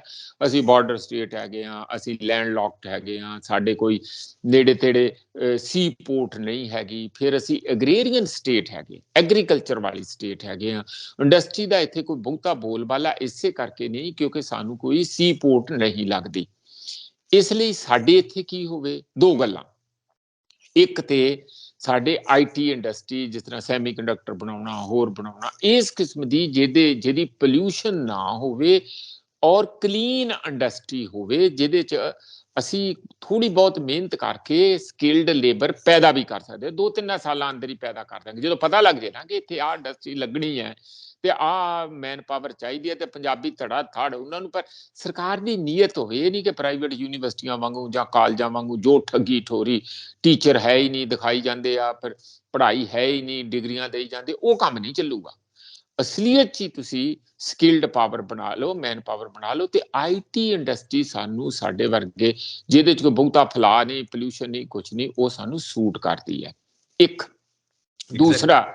ਦੂਸਰਾ ਸਾਨੂੰ ਐਗਰੋ ਬੇਸਡ ਇੰਡਸਟਰੀ ਚਾਹੀਦੀ ਹੈ, ਤੇ ਜਿਹੜੀ ਹੋਣ ਵਾਲੀ ਜੈਵਿਕ ਖੇਤੀ ਆ ਉਹਦੇ ਤੇ ਐਕਸਪਰਟ ਹੋਣਾ ਚਾਹੀਦਾ। ਜਿਵੇਂ ਯੂਕਰੇਨ ਆ, ਅਨਾਜ ਦੇ ਵਿੱਚ ਐਕਸਪਰਟ ਆ, ਰਸ਼ੀਆ ਦਾ ਵੀ ਕੁਝ ਹਿੱਸਾ ਅਨਾਜ ਦੇ ਵਿੱਚ, ਸੈਂਟਰਲ ਕੰਟਰੀ ਦੇ ਵਿੱਚ ਕਣਕ, ਹੋਰ ਇਹੋ ਜਿਹਾ ਕਾਫੀ ਹੈਗਾ। ਸਾਨੂੰ ਝੋਨੇ ਤੋਂ ਛੱਡ ਕੇ ਸਰਕਾਰ ਨੂੰ ਵੱਡੇ ਪੱਧਰ ਦੇ ਉੱਤੇ ਜੈਵਿਕ ਖੇਤੀ, ਜਿਹਨੂੰ ਆਰਗੈਨਿਕ, ਜਿਹੜੀ ਨੈਚੁਰਲ ਖੇਤੀ ਜਿਹਨੂੰ ਕਹਿੰਦੇ ਆ, ਜਿਹਦੇ ਵਿੱਚ ਆਪਾਂ ਕੈਮੀਕਲ ਨਾ ਪਾਈਏ, ਉਹਦੀ ਡਿਮਾਂਡ ਦੇਸ਼ ਦੇ ਅੰਦਰ ਵੀ ਆ, ਪੰਜਾਬ ਦੇ ਅੰਦਰ ਵੀ ਹੈ, ਤੇ ਬਾਹਰਲੇ ਦੇਸ਼ਾਂ 'ਚ ਵੀ ਹੈਗੀ ਆ, ਕਿ ਜਿਹੜਾ ਸਾਫ਼ ਸੁਥਰਾ ਆਰਗੈਨਿਕ ਐਗਰੀਕਲਚਰ ਜਿਹਨੂੰ ਕਹਿੰਦੇ, ਪ੍ਰੋਡਕਟਸ ਜਿਹਨੂੰ ਜੈਵਿਕ ਖੇਤੀ ਕਹਿੰਦੇ ਆ, ਉਹਦੇ ਲਈ ਇਨੀਸ਼ੀਅਲ ਇਨਵੈਸਟਮੈਂਟ ਚਾਹੀਦੀ ਆ। ਉਹਦਾ ਥੋੜਾ ਜਿਹਾ ਪੀਰੀਅਡ, ਜਿਹਨੂੰ ਗੈਸਟੇਸ਼ਨ ਪੀਰੀਅਡ ਕਹਿੰਦੇ, ਪਤਾ ਨਹੀਂ ਜੈਸਟੇਸ਼ਨ ਪੀਰੀਅਡ ਕਹਿੰਦੇ ਆ ਜੀ ਦਾ ਕੀ ਸੈਂਸ ਹੈ, ਪਰ ਉਹ ਪੀਰੀਅਡ ਉਹ ਹੁੰਦਾ ਜਿਹਦੇ ਨਾਲ ਜਦੋਂ ਤੁਸੀਂ ਸ਼ੁਰੂ ਕਰਦੇ ਆ ਤੇ 2-4 ਸਾਲ ਦਾ ਤੁਹਾਨੂੰ ਵਿੱਚ ਗੈਪ ਪੀਰੀਅਡ ਦੇਣਾ ਪੈਂਦਾ। ਕਿਉਂ? ਜਿਹੜੀ ਆਲਰੇਡੀ ਧਰਤੀ ਬਿਮਾਰ ਆ, ਪਾਣੀ ਖਰਾਬ ਹੋਊਗਾ, ਤੇ ਉਹਨੂੰ ਤੁਸੀਂ ਠੀਕ ਠਾਕ ਕਰਨ ਲਈ ਕੁਝ ਟਾਈਮ ਤੇ ਲੱਗੂਗਾ। ਉਸ ਲਈ ਤੁਸੀਂ ਖੇਤੀ ਆਪਣਾ ਦੂਜੀਆਂ ਦਵਾਈਆਂ ਛੱਡ ਕੇ ਗੋਬਰ ਦੀ ਖਾਦ, ਗ੍ਰੀਨ ਮਨਿਓਰਿੰਗ, ਇਹ ਸਾਰਾ ਕਰਨ ਲੱਗੋਗੇ। ਪਰ ਉਹ ਕੈਪੀਟਲ ਇੰਟੈਂਸਿਵ ਐਗਰੀਕਲਚਰ ਹੋਏ। ਤੁਹਾਡੀ ਜਿਹੜੀ ਆਲੂ ਆ ਇੱਥੇ 10 ਰੁਪਏ 5 ਰੁਪਏ ਕਿਲੋ ਵਿਕੀ ਜਾਂਦੇ ਆ, ਫਿਰ ਉਹਦੇ ਨਾਲ ਪ੍ਰੋਸੈਸਿੰਗ ਹੋਵੇ, ਵੈਲਿਊ ਐਡੀਸ਼ਨ ਹੋਵੇ। ਇਹ ਕਿਉਂਕਿ ਤਾਂ ਤੁਸੀਂ ਪੈਕੇਟ ਚਿਪਸ ਦਾ ਸਾਲ ਵੀ 6 ਮਹੀਨੇ ਰੱਖ ਸਕਦੇ ਆ, ਪਰ ਆਲੂ ਨੂੰ ਤੁਸੀਂ ਬਾਹਰ ਨਹੀਂ ਰੱਖ ਸਕਦੇ, ਉਹ 15 ਦਿਨਾਂ 'ਚ ਹੀ ਉਹਦਾ ਰੰਗ ਬਦਲ ਜੂ ਤੇ ਗਲ ਜੂਗਾ, ਜਾਂ ਫਿਰ ਤਾਂ ਬੜਾ ਮਹਿੰਗਾ ਪੈਂਦਾ, ਤੇ ਉਦੋਂ ਬਾਅਦ ਵੀ ਮਾਰਕੀਟ ਹੈ ਨਹੀਂ। ਅਸੀਂ ਰॉ ਵੈਜੀਟੇਬਲ ਸਿੱਧੀਆਂ ਡਾਇਰੈਕਟ ਟੇਬਲ ਦੇ ਉੱਤੇ ਪਹੁੰਚਾਉਣ ਦੀ ਜਗ੍ਹਾ ਅਸੀਂ ਪਹਿਲਾਂ ਉਹਦਾ ਪ੍ਰੋਸੈਸਿੰਗ ਕਰੀਏ, ਉਹਦੀ ਪਲੈਨਿੰਗ ਹੈਗੀ। ਬਹੁਤ ਸਾਡੇ ਇਕਨੋਮਿਸਟ ਬਹੁਤ ਵਾਰੀ ਕਹਿ ਚੁੱਕੇ ਆ। ਕੱਲੀ ਫਿਰ ਦੂਸਰੀ ਗੱਲ, ਜੇ ਆਪਾਂ ਸੱਚੀ ਮੁੱਚੀ ਕਰਨਾ ਤਾਂ ਸਾਡੇ ਕਲਾਈਮੈਟਿਕ ਜ਼ੋਨ ਹੈਗੇ ਆ, ਉਹਦੇ 'ਚ ਸੋਇਲ ਦਾ ਵੀ ਆ ਤੇ ਐਗਰੋ ਕਲਾਈਮੈਟਿਕ ਜ਼ੋਨ। ਜਿਸ ਤਰ੍ਹਾਂ ਕੰਢੀ ਦਾ ਏਰੀਆ ਬਿਲਕੁਲ ਅਲੱਗ ਹੈਗਾ, ਜਿੱਥੇ ਚੋ ਆ, ਹਲਕੀ ਜ਼ਮੀਨ ਆ, ਪਠਾਨਕੋਟ ਤੱਕ ਜਾਂਦੀ ਹੈ, ਚੰਡੀਗੜ੍ਹ ਤੋਂ ਲੈ ਕੇ, ਮੋਰਨੀ ਹਿਲਸ ਤੋਂ ਲੈ ਕੇ, ਉਹ ਨਾਲ ਜਿਹੜੀ ਆ। ਦੂਸਰਾ ਤੁਹਾਡਾ ਮਾਲਵੇ ਦਾ ਖੁਸ਼ਕ ਏਰੀਆ ਸੀ, ਹੁਣ ਤੇ ਪਾਣੀ ਲਾ ਸਤਿਆਨਾਸ਼ ਉਹਦਾ ਵੀ ਕਰਤਾ। ਜਿੱਥੇ ਗੁਰਦਾਸਪੁਰ 'ਚ ਤੁਸੀਂ ਬਾਸਮਤੀ ਬੀਜ ਸਕਦੇ ਆ, ਬੀਜ ਲਓ, ਤੁਹਾਨੂੰ ਕੋਈ ਨਹੀਂ ਰੋਕਦਾ, ਉੱਥੇ ਪਾਣੀ ਬਹੁਤਾ ਥੱਲੇ ਗਿਆ ਵੀ ਨਹੀਂ। ਇਸ ਤਰ੍ਹਾਂ ਐਗਰੋ ਕਲਾਈਮੈਟਿਕ ਜ਼ੋਨ ਹੋਣ, ਤੇ ਆਪਾਂ ਸਰਕਾਰ ਇੰਝ ਸਮਝੇ ਕਿ ਸਾਰਾ ਰੂਰਲ ਏਰੀਆ ਇੱਕ ਬਿਗ ਕੰਪਨੀ ਆ, ਸਾਰਿਆਂ ਦੇ ਵਿੱਚ 3 ਕਿਸਮ ਦੀਆਂ ਕੰਪਨੀਆਂ ਬਣਾ ਲੈਣ। ਕੰਪਨੀਆਂ ਕੋਆਪਰੇਟਿਵ, ਇਹ ਨਹੀਂ ਕੰਪਨੀਆਂ ਪ੍ਰਾਈਵੇਟ ਬਣ। ਇੱਕ ਹੋ ਜਾਣ ਜਿਹੜੇ ਵੱਡੇ ਫਾਰਮਰ ਹੈਗੇ ਆ, ਉਹ ਸਾਰੇ ਆਪਸ ਵਿੱਚ ਗਾਂਢ ਸਾਂਝ ਇੱਕ ਦੂਜੇ ਦੇ, ਫਿਰ ਮਿਡਲ ਫਾਰਮਰ ਦਾ, ਫਿਰ ਸਮਾਲ ਤੇ ਮਾਰਜਨਲ ਫਾਰਮਰਸ ਦੀਆਂ। ਇਹ 3 ਵੱਡੇ ਐਪਿਕਸ ਬਾਡੀਜ਼ ਹੋਣ, ਉਹਨਾਂ ਦੀਆਂ ਥੱਲੇ ਹਰ ਜ਼ੋਨ ਦੇ ਵਿੱਚ ਕਿਸ ਤਰ੍ਹਾਂ ਕਿੱਥੇ ਕੀ ਕਰਨਾ, ਉਹ ਸਾਰੀਆਂ ਦੀਆਂ ਇੰਸਟਰਕਸ਼ਨਾਂ ਪੈਰਲਲ ਜਾਣ, ਔਰ ਉਹਨਾਂ ਦੀ ਫੰਡਿੰਗ ਉਸੇ ਢੰਗ ਨਾਲ ਹੋਵੇ। ਛੋਟੇ ਨੂੰ ਤੇ ਬਹੁਤ ਕਰਨੀ ਆ, ਮਾਰਕੀਟਿੰਗ ਦੀ ਜ਼ਿੰਮੇਵਾਰੀ ਸਰਕਾਰ ਲਵੇ, ਕਿੱਦਾਂ ਕਰੇ। ਕਹਿਣ ਦਾ ਮੇਰਾ ਮਤਲਬ, ਮੈਂ ਇੱਥੇ ਡਿਟੇਲ ਨਹੀਂ ਹੋਰ ਦੱਸਣਾ ਚਾਹੁੰਦਾ, ਨਾ ਮੈਂ ਕੋਈ ਇਹਨਾਂ ਗੱਲਾਂ ਦਾ ਐਕਸਪਰਟ ਆ, ਪਰ ਸਾਨੂੰ ਕਿਉਂਕਿ ਹੁਣ 40-50 ਸਾਲ ਇਹੋ ਹੀ ਗੱਲਾਂ ਧੱਕੇ ਖਾਂਦਿਆਂ ਹੋ ਗਏ, ਸੁਣਦਿਆਂ ਪੜ੍ਹਦਿਆਂ ਹੋ ਗਏ। ਇਸ ਨੂੰ ਪੰਜਾਬ ਨੂੰ ਬਹੁਤ ਵਧੀਆ ਢੰਗਿਆਂ ਨਾਲ ਸਾਂਭਿਆ ਜਾ ਸਕਦਾ, ਪਰ ਜਿਹੜੇ ਵੀ ਪੋਲੀਟੀਕਲ ਬੰਦੇ ਆਉਂਦੇ ਆ, ਪਹਿਲਾ ਉਹਨਾਂ ਦਾ ਸਵਾਲ ਹੁੰਦਾ ਸਰਵਾਈਵਲ, ਕਿ ਅਸੀਂ 5 ਸਾਲ ਕਿਵੇਂ ਕੱਢਣੇ ਆ, ਕਿਉਂਕਿ ਥੱਲੇ ਜਿਹੜਾ ਢਾਂਚਾ ਹਿੱਲਿਆ ਬਹੁਤ ਆ। ਉਹ ਫਿਰ ਉਧਰ ਨੂੰ ਫਲਾਣੇ ਨੂੰ ਲਾ ਲਓ, ਢਮਕਾਣੇ ਨੂੰ ਲਾ ਲਓ, ਚਾਚੀ ਨੂੰ ਲਾ ਲਓ, ਫੁੱਫੇ ਨੂੰ ਲਾ ਲਓ, ਜਿਹੜਾ ਥੋੜਾ ਬਹੁਤ ਪੈਸਾ ਵੀ ਦੇਈ ਜਾਵੇ, ਇਧਰੋਂ ਉਧਰੋਂ ਹੱਥ ਮਾਰ ਕੇ ਅਗਲੀਆਂ ਚੋਣਾਂ ਵੀ ਲੜਨ ਦੀ ਤਿਆਰੀ ਹੋਈ ਜਾਵੇ, ਤੇ ਨਾਲੋਂ ਨਾਲ ਸਾਡਾ ਕਬਜ਼ਾ ਰਹੇ ਸੱਤਾ ਦੇ ਉੱਤੇ, ਕਿਉਂਕਿ ਥੱਲੇ ਝੰਡੇ ਤੇ ਡੰਡੇ ਵਾਲੇ ਬੜੇ ਲੋਕ ਗੁੱਸੇ ਵਿੱਚ ਆ ਪੰਜਾਬ ਦੇ ਅੰਦਰ। ਪਹਿਲਾਂ ਤਾਂ ਚੁਣੌਤੀ ਇਹੀ ਪੈ ਜਾਂਦੀ, ਭਈ ਉਹਨਾਂ ਲੋਕਾਂ ਨੂੰ ਤੁਸੀਂ ਨਾਲ ਕਿਉਂ ਨਹੀਂ ਲੈਂਦੇ? ਜਿਵੇਂ ਚੋਣਾਂ ਤੋਂ ਪਹਿਲਾਂ ਮਿੰਨਤਾਂ ਕਰਦੇ ਨਾਲ ਲੈਂਦੇ, ਚੋਣਾਂ ਤੋਂ ਬਾਅਦ ਨਾਲ ਲੈ ਕੇ ਉਹਨਾਂ ਦਾ ਭਰੋਸਾ ਜਿੱਤ ਕੇ ਕਿਉਂ ਨਹੀਂ ਚੱਲਦੇ? ਜਿਹੜਾ ਤੁਸੀਂ ਕਰ ਸਕਦੇ ਆ ਠੋਕ ਕੇ ਕਹੋ ਕਿ ਅਸੀਂ ਕਰਾਂਗੇ, ਅਸੀਂ ਹੋਰ ਵੀ ਕਰਾਂਗੇ, ਪਾਰਦਰਸ਼ੀ ਢੰਗ ਨਾਲ ਕਰਾਂਗੇ। ਜਿਹੜਾ ਨਹੀਂ ਕਰ ਸਕਦੇ ਤੇ ਮਾਫੀ ਮੰਗ ਲਓ, ਅਸੀਂ ਸੋਚਿਆ ਤੇ ਸੀਗਾ ਭਾਈ ਸਾਡੇ ਕੋਲ ਆ ਨਹੀਂ ਜੇ ਹੋਣਾ, ਇਹਦੇ ਤੋਂ ਸਾਨੂੰ ਮਾਫੀ ਦੇ ਦਿਓ। ਹੁਣ ਮੈਨੂੰ ਇਹ ਦੱਸੋ, ਇਹਦਾ ਕੀ ਤਰਕ ਆ ਕਿ 19,000 ਕਰੋੜ ਰੁਪਏ ਦੀ ਮੁਫਤ ਬਿਜਲੀ ਇਹਨਾਂ ਨੂੰ ਬੰਦਾ ਜੇਲ੍ਹ ਚ ਸੁੱਟਣੇ ਚਾਹੀਦੇ ਇਹੋ ਜਿਹੇ ਪੋਲੀਟੀਸ਼ੀਅਨ? ਤੁਸੀਂ ਸਤਿਆਨਾਸ਼, ਇਹੋ ਜੀ ਘਟੀਆ ਰਾਜਨੀਤੀ ਕਰਕੇ ਸਤਿਆਨਾਸ਼ ਪੰਜਾਬ ਦਾ ਕਰਨ ਦੇ ਜ਼ਿੰਮੇਵਾਰ ਇਹ ਲੋਕ ਹੈਗੇ।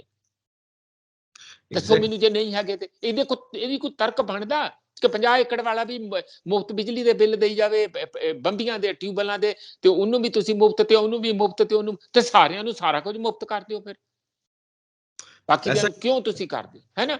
ਇਹ ਤਬਾਹੀ ਦਾ ਕੰਮ ਆ, ਕੋਈ ਇਹਦੇ ਚ ਪਲੈਨਿੰਗ ਨਹੀਂ ਹੈਗੀ। ਅਜੇ ਤੇ ਉਹ ਬੀਬੀਆਂ ਜਿਨ੍ਹਾਂ ਨੇ ਆਧਾਰੇ ਕੱਪੜੇ ਵਾਲਿਆਂ ਤੋਂ ਸੂਟ ਖਰੀਦ ਲਏ ਹੋਇਆ, 1000 ਰੁਪਇਆ ਮਿਲਣਾ ਸੀਗਾ, ਹੁਣ ਦਾ 10,000 ਰੁਪਇਆ, ਤੇ ਉਹਨਾਂ ਨੂੰ 10,000 ਪਹਿਲਾਂ ਡਿਊ ਦੇਣ, ਬਾਕੀ ਗਾਂ ਦਾ ਦੇਖੀ ਜਾਊ, ਕਿਉਂਕਿ ਹਰ ਮਹੀਨੇ 1000 ਰੁਪਇਆ ਦੇਣਾ ਸੀ ਬੀਬੀਆਂ ਨੂੰ। ਤੇ ਥੋੜੀ ਗਿਣਤੀ ਹੈ ਉਹਨਾਂ ਦੀ ਜਿਨ੍ਹਾਂ ਨੇ ਸੂਟ ਸਵਾਏ ਹੋਏ ਆ ਲੈ ਲੈ ਕੇ ਆਧਾਰੇ, ਉਹ ਗਾਂ ਵਿਆਜ ਪਈ ਜਾਂਦਾ। ਇਹੋ ਜਿਹੀਆਂ ਜਿਹੜੀਆਂ ਪੁੱਠੀਆਂ ਸਿੱਧੀਆਂ ਤੁਸੀਂ ਚਾਲਾਂ ਚੱਲੋਗੇ, ਹੁਣ ਟੀਚਰ ਪ੍ਰਿੰਸੀਪਲ ਸਾਡੇ ਦੋਸਤ ਮਿੱਤਰ ਆ, ਸਾਨੂੰ ਮਾਣ ਆ ਕਿ ਉਹ ਬਾਹਰ ਸਿੰਗਾਪੁਰ ਦੇਖਣ ਗਏ ਹੋਏ ਆ, ਪਰ ਕਿਹੜੀ ਇਹੋ ਜਿਹੀ ਖਾਸ ਟ੍ਰੇਨਿੰਗ ਜਿਹੜੀ ਲੈ ਕੇ ਆਉਣਗੇ, ਜਿਹੜੀ ਇੱਥੇ ਗੱਲ ਤੇ ਮਿਹਨਤ ਕਰਨੀ ਸੀ। ਮੈਨੂੰ ਇਹ ਦੱਸੋ, ਅੱਜ ਤੋਂ 50 ਸਾਲ ਪਹਿਲਾਂ ਜਾਂ 60 ਸਾਲ ਪਹਿਲਾਂ ਜਦੋਂ ਟੀਚਰ ਸੀ, ਉਹ ਕਿਤੇ ਟ੍ਰੇਨਿੰਗ ਲੈਣ ਜਾਂਦੇ ਸੀ? ਅਸੀਂ ਤੱਪੜ ਤੇ ਬੈਠੇ ਪੜ੍ਹੇ ਹੋਏ, ਕਿਉਂ ਅਸੀਂ ਅੰਗਰੇਜ਼ਾਂ ਨੂੰ ਪੜ੍ਹਾਉਣ ਤੱਕ ਵੀ ਚਲੇ ਗਏ ਇੰਗਲੈਂਡ ਦੇ ਵਿੱਚ ਪਈ? ਕਿਉਂਕਿ ਇਮਾਨਦਾਰੀ ਸੀ, ਕਿਉਂਕਿ ਇੱਕ ਕਮਿਟਮੈਂਟ ਸੀ, ਕਿਉਂਕਿ ਉਹ ਦੇਸ਼ ਭਗਤੀ ਵੀ ਸੀ, ਪੰਜਾਬ ਭਗਤੀ ਵੀ ਸੀ, ਇੱਕ ਸ਼ਰਮ ਵੀ ਸੀਗੀ ਕਿ ਯਾਰ ਜੇ ਕੰਮ ਨਹੀਂ ਕਰਾਂਗੇ। ਜੈਪਨੀਜ਼ ਦੇ ਵਿੱਚ ਮੈਂ ਕਿਸੇ ਤੋਂ ਸੁਣ ਲਿਆ ਸੀ, ਸਾਡਾ ਦੋਸਤ ਗਿਆ, ਕਿ ਜੇ ਕੋਈ ਵਰਕਰ ਬਾਈ ਚਾਂਸ ਕਿਸੇ ਕਾਰਨ ਕਰਕੇ ਫੈਕਟਰੀ 4 ਵਜੇ ਬੰਦ ਹੋ ਜਾਏ, ਤੇ ਨਾਰਮਲੀ ਜੇ ਉਹ 6 ਵਜੇ ਘਰ ਆਉਂਦਾ, ਤਾਂ ਪਤਾ ਕਿ ਉਹਨੇ 6 ਵਜੇ ਆਉਣਾ, ਉਹ 6 ਵਜੇ ਘਰ ਨਹੀਂ ਆਉਂਦਾ, 2 ਘੰਟੇ ਬਾਹਰ ਹੀ ਘੁੰਮਦਾ ਰਹਿੰਦਾ, ਕਿ ਵਾਂਢੀ ਇਹ ਕਹਿਣਗੇ ਕਿ ਇਹ ਦੇਖੋ ਬੇਈਮਾਨ ਬੰਦਾ ਆ, ਤੇ ਫੈਕਟਰੀ ਛੱਡ ਕੇ ਘਰੇ ਆ ਗਿਆ। ਇੰਨੀ ਸ਼ਰਮ ਦੀ ਇੱਕ ਵੈਲਿਊਜ਼ ਦੀ ਗੱਲ ਹੈਗੀ ਆ। ਆਪਣੇ ਘਰ ਹੀ ਨਹੀਂ ਆਉਂਦਾ ਕਿ ਕੋਈ ਬੁਰਾ ਮਨਾਊਗਾ ਕਿ ਦੇਖੋ ਜੀ ਇਹ ਵੇਲੇ ਸਿਰ ਕਿਵੇਂ ਘਰ ਆ ਗਿਆ। ਸਾਡੇ ਇਹ ਹੈ ਕਿ ਕਿਸੇ ਨੂੰ ਪੁੱਛੋ, ਇਹ ਬੇਈਮਾਨੀ ਜਿਹੜੀ ਸਾਡੀ ਹੈ ਨਾ, ਇੱਕ ਮੋਰਲ ਕ੍ਰਾਈਸਿਸ ਵੀ ਜਸ ਕਰਨਾ ਜੀ ਬਹੁਤ ਵੱਡਾ। ਉਹ ਇਹ ਆ, ਕਿਸੇ ਨੂੰ ਪੁੱਛੋ, ਉਹ ਤੂੰ ਬੜਾ ਧੱਕੇ ਖਾਂਦਾ ਸੀਗਾ, ਅੱਜ ਬੜਾ ਖੁਸ਼ ਆ, ਆਹ ਸੂਟ ਸਾਟ ਪਾਈ ਫਿਰਦਾ, ਕੀ ਗੱਲ ਆ? ਉਹ ਜੀ ਨੌਕਰੀ ਸਰਕਾਰੀ ਮਿਲ ਗਈ ਆ। ਉਹ ਕਹਿੰਦਾ ਅੱਛਾ, ਕਿੰਨੇ ਦੀ? ਉਹ ਕਹਿੰਦਾ ਜੀ 20,000। ਮੈਂ ਸ਼ਾਇਦ ਅੱਗੇ ਵੀ ਗੱਲ ਦੱਸੀ ਹੋਵੇ। ਉਹ ਕਹਿੰਦਾ ਜੀ 20,000। ਤੇ ਅੱਛਾ, ਉਹ ਕਹਿੰਦਾ ਫਿਰ ਕੰਮ ਕੀ ਆ? ਉਹ ਕਹਿੰਦਾ ਕੰਮ ਤੇ ਕੋਈ ਵੀ ਨਹੀਂ ਹੈਗਾ ਜੀ, ਵਿਹਲੇ ਸਾਰੀ ਦਿਹਾੜੀ ਖੁਸ਼ ਹੋ ਕੇ।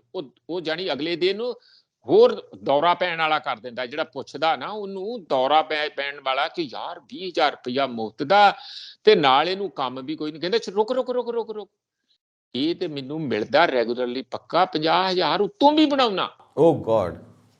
ਜਿਹੜਾ ਪੁੱਛ ਰਿਹਾ ਹੁੰਦਾ ਉਹ ਜਾ ਕੇ ਘਰ ਸੌਂਦਾ ਨਹੀਂ, ਕਿ ਯਾਰ ਇਹ ਬੰਦੇ ਨੇ ਤੇ ਬੁੱਲੇ ਲੁੱਟ ਲਏ। ਆ ਸਾਡੇ ਜਦੋਂ ਜੀਵਨ ਦੇ ਵਿਚਰਨ ਦੇ ਸਟੈਂਡਰਡ ਬਣ ਜਾਣਗੇ, ਹੈ ਨਾ, ਕੋਈ ਮੋਰਲ ਕਿਸੇ ਕਿਸਮ ਦਾ ਨੈਤਿਕ ਕਵਾਮ ਹੀ ਨਹੀਂ ਰਹੂਗਾ, ਉਸ ਦੇਸ਼ ਨੂੰ ਉਹਨਾਂ ਲੋਕਾਂ ਨੂੰ ਕਿਵੇਂ ਬਚਾਓਗੇ? ਔਰ ਕੀਤਾ ਇਹਨਾਂ ਲੋਕਾਂ ਨੇ, ਪੋਲੀਟੀਕਲ ਲੋਕਾਂ ਨੇ, ਇਸ ਕਲਾਸ ਦਾ ਜਦ ਤੱਕ ਤੁਸੀਂ ਇਹਨਾਂ ਤੋਂ ਛੁਟਕਾਰਾ ਨਹੀਂ ਨਾ, ਰਾਜਨੀਤਿਕ ਲੋਕਾਂ ਤੋਂ ਛੁਟਕਾਰਾ ਪਾ ਕੇ ਕੋਈ ਨਵੀਂ ਕਿਸਮ ਦੇ ਰਾਜਨੀਤਿਕ ਲੋਕ, ਨਵੀਂ ਕਿਸਮ ਦੀਆਂ ਰਾਜਨੀਤਿਕ ਪਾਰਟੀਆਂ, ਜਿਹੜੀ ਕਿ ਇੱਕ ਵਾਰੀ ਉਮੀਦ ਆਮ ਆਦਮੀ ਪਾਰਟੀ ਤੋਂ ਲੋਕਾਂ ਨੇ ਕੀਤੀ ਸੀ, ਉਹ ਵੀ ਉਸੇ ਹੀ ਰਸਤੇ ਤੇ ਆ। ਉਹਨਾਂ ਦੀ ਮੋਦੀ ਦੇ ਹੀ ਛੋਟੇ ਭਰਾ ਹੈਗੇ ਆ, ਕੋਈ ਬਹੁਤਾ ਫਰਕ ਨਹੀਂ। ਜੇ ਕਹੋ ਤੇ ਮੈਂ ਕਿਤੇ ਸਬੂਤ ਵੀ ਜਿਹੋ ਜਿਹੇ ਜਿੰਨੇ ਕੁ ਸਾਡੇ ਕੋਲ ਹੈ ਦੱਸ ਦਿਆਂਗੇ।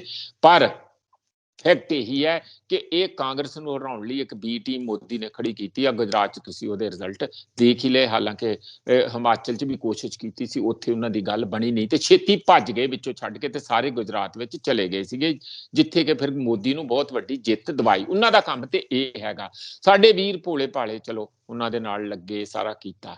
ਰਹੀ ਗੱਲ ਇਕੋਨਮੀ ਦੀ, ਇਕੋਨਮੀ ਕੀਤੀ ਜਾ ਸਕਦੀ। ਮੈਂ ਤੁਹਾਨੂੰ ਬਾਰ-ਬਾਰ ਇਹ ਗੱਲ ਕਹਿਣਾ, ਟੈਕਸਟਾਈਲ ਦਾ ਰੌਲਾ ਪਿਆ ਸੀ ਮੱਤੇਵਾੜੇ ਵਾਲਾ, ਉੱਥੋਂ ਹਟਾਤੀ। ਰਾਜਪੁਰੇ ਦਾ ਕਹਿਤਾ ਅਸੀਂ ਇੱਥੇ ਲੈ ਰਹੇ ਹਾਂ। ਜ਼ਮੀਨ ਦੀ ਗੱਲ ਹੋ ਗਈ, ਲੋਕਾਂ ਨੇ ਵਿਰੋਧਤਾ ਕੀਤੀ। ਉੱਥੇ ਅਮਿਤ ਸ਼ਾਹ ਕਹੀ ਜਾਂਦਾ ਉਹ ਚਿੱਠੀ ਤੇ ਭੇਜੋ, ਮੈਂ ਤੁਹਾਡੇ ਇੱਥੇ ਟੈਕਸਟਾਈਲ ਦਾ ਜਿਹੜਾ 125 ਏਕੜ ਜਾਂ ਜਿੰਨੇ ਵੀ 110 ਏਕੜ ਦੇ ਵਿੱਚ ਖੋਲਣਾ ਚਾਹੁੰਦਾ, ਤੁਸੀਂ ਚਿੱਠੀ ਭੇਜੋ। ਤੁਸੀਂ ਤੇ ਚਿੱਠੀ ਨਹੀਂ ਭੇਜੀ, ਮੰਗੇ ਨਹੀਂ ਕੀਤੀ। ਹੁਣ ਉਹ ਟੈਕਸਟਾਈਲ ਦਾ ਫਾਇਦਾ ਹੁੰਦਾ, ਨੁਕਸਾਨ ਹੁੰਦਾ, ਪੋਲਿਊਸ਼ਨ ਹੁੰਦੀ, ਉਹ ਤੇ ਬਾਅਦ ਦੀਆਂ ਗੱਲਾਂ ਹੈਗੀਆਂ। ਇਹ ਇਸ ਤਰੀਕੇ ਨਾਲ ਕੁਝ ਨਹੀਂ ਹੁੰਦਾ ਹੈ। ਆਪਾਂ ਇੱਕ ਚੰਗੀ ਮੈਨ ਪਾਵਰ, ਚੰਗੇ ਲੋਕ ਪੈਦਾ ਕਰ ਦਈਏ, ਆਪੇ ਲੋਕ ਸਾਂਭ ਲੈਣਗੇ। ਬਿਲਕੁਲ ਠੀਕ ਤੁਹਾਨੂੰ ਕਹਿ ਰਹੇ ਕਿਤੇ ਮਿੰਨਤਾਂ ਕਰਨ ਦੀ ਲੋੜ ਨਹੀਂ। ਹਾਂਜੀ ਰਾਈਟ, ਬਿਲਕੁਲ ਠੀਕ ਕਰ ਰਹੇ ਹੋ। ਚੰਗੀ ਮੈਨ ਪਾਵਰ, ਚੰਗੇ ਲੋਕ। ਅੱਜ ਸ਼੍ਰੀ ਗੁਰੂ ਰਵਿਦਾਸ ਜੀ ਦਾ ਪ੍ਰਕਾਸ਼ ਉਤਸਵ ਹੈ ਤੇ ਜੇ ਉਹਨਾਂ ਦੇ ਆਖੇ ਲੱਗੀਏ ਤਾਂ ਚੰਗੇ ਲੋਕ ਵੀ ਪੈਦਾ ਹੋ ਸਕਦੇ ਨੇ, ਚੰਗੀ ਮੈਨ ਪਾਵਰ ਵੀ ਪੈਦਾ ਹੋ ਸਕਦੀ ਹੈ। ਨੇਕ ਲੋਕ ਪੈਦਾ ਹੋ ਸਕਦੇ ਨੇ ਜੋ ਨੇਕੀ ਕਰਨਗੇ ਤੇ ਖੂਚ ਪਾਉਣਗੇ। ਇਹੀ ਕਿਹਾ ਜਾਂਦਾ ਨਾ, ਡੂ ਗੁੱਡ ਐਂਡ ਫੋਰਗੇਟ। ਨੇਕੀ ਕਰ ਤੇ ਦਰਿਆ 'ਚ ਸੁੱਟ ਜਾਂ ਖੂਚ ਸੁੱਟ, ਮਤਲਬ ਭੁੱਲ ਜਾ। ਇੰਨੇ ਨੇਕ ਬੰਦੇ ਜੋ ਉਹਦੇ ਏਵਜ਼ ਦੇ ਵਿੱਚ, ਉਹਦੇ ਰਿਟਰਨ ਦੇ ਵਿੱਚ ਕੁਝ ਨਹੀਂ ਚਾਹੁੰਦੇ, ਸਿਰਫ ਕਰਕੇ ਭੁੱਲ ਜਾਂਦੇ ਨੇ। ਕੁਝ ਕਹਿਣਾ ਚਾਹੋਗੇ? ਅੱਜ ਜਨਮ ਦਿਵਸ ਹੈ ਗੁਰੂ ਰਵਿਦਾਸ ਜੀ ਦਾ। ਬਿਲਕੁਲ, ਜਿਹੜੀ ਬਹੁਤ ਹੀ ਸਾਡੇ ਅਕਸਰ ਉਹਨਾਂ ਦੀ ਬਾਣੀ ਚੋਂ ਤੁਕ ਕੀਤੀ ਜਾਂਦੀ ਕੋਟ ਕੇ ਐਸਾ ਚਾਹੂੰ ਰਾਜ ਮੈਂ ਹੈ ਜਹਾਂ ਮਿਲੇ ਸਭੀ ਕੋ ਅੰਨ, ਕੋਈ ਇਸ ਤਰ੍ਹਾਂ ਦੇ, ਮੇਰੇ ਕੋਲ ਐਗਜ਼ੈਕਟ ਸ਼ਬਦ ਨਹੀਂ। ਤੇ ਉੱਥੇ ਸਾਰੇ ਬਰਾਬਰ ਹੋਣਗੇ ਤੇ ਫਿਰ ਹੀ ਰਵਿਦਾਸ ਜੀ ਪ੍ਰਸੰਨ ਹੋਣਗੇ। ਮੈਂ ਐਗਜ਼ੈਕਟਲੀ ਇਸ ਕਰਕੇ ਨਹੀਂ ਕੋਟ ਕਰ ਰਿਹਾ ਕਿਉਂਕਿ ਕੁਝ ਵੀ ਉੱਪਰ ਥੱਲੇ ਕਿਹਾ ਜਾਏ ਤਾਂ ਫਿਰ ਠੀਕ ਨਹੀਂ ਲੱਗਦਾ ਹੈ। ਇਹ ਉਹਨਾਂ ਦਾ ਆ ਕਿ ਦੇਖੋ, ਉਹਨਾਂ ਦੇ ਮਨ ਦੀ ਤਮੰਨਾ ਆ ਕਿ ਇੱਥੇ ਊਚ ਨੀਚ ਖਤਮ ਹੋਵੇ ਤੇ ਸਾਰੇ ਲੋਕ ਤਾਂ ਹੀ ਖੁਸ਼ ਹੋਣਗੇ, ਸਮਤਾ ਹੋਊਗੀ, ਬਰਾਬਰਤਾ ਹੋਊਗੀ ਤੇ ਸਾਰਿਆਂ ਨੂੰ ਖਾਣ ਪੀਣ ਲਈ ਰੋਟੀ ਪਾਣੀ ਮਿਲਣ ਦੀ ਗੱਲ ਹੋਣੀ ਚਾਹੀਦੀ ਹੈਗੀ।